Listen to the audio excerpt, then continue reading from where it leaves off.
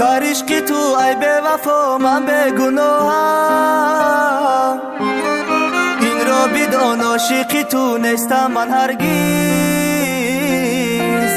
روزهایی با تو بوده را کردم فراموش، کی بر تو من دل دادم در خاطرم نیست.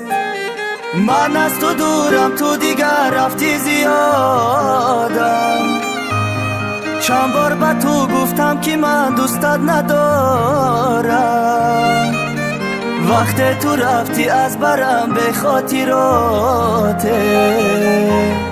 من ذره از عشق تو در یاد ندارم.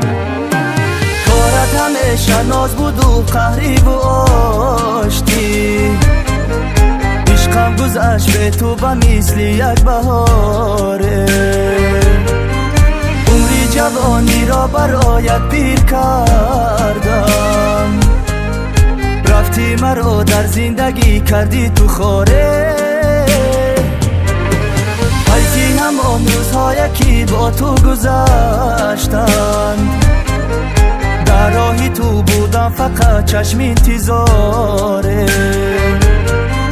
حرفی تو باور کردم و فکری تو بودم، اما با عشقی من ندادی اعتباره.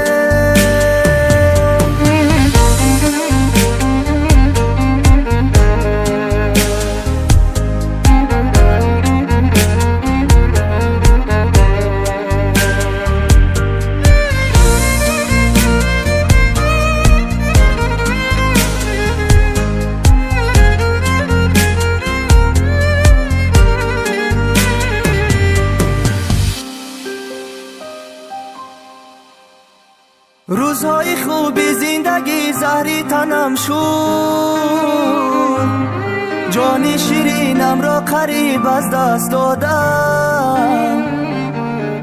از لحظه که در کناری من تو نیستی، حالا بدونی تو فقط سرمست شدم. گفتی دوباره پیشی تو من برمیگردم،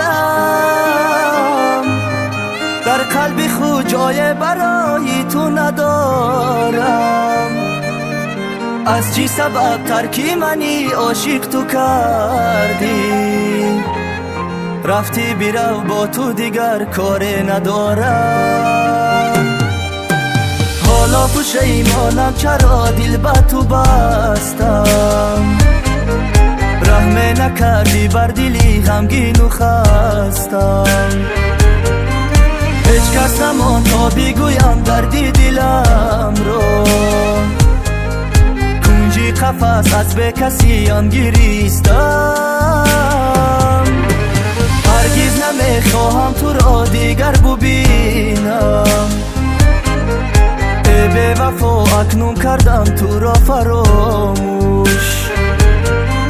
آن آتشی عشقی تو شد بر سینه خاموش، رفتی تو من با دیگر شدم هم آغوش.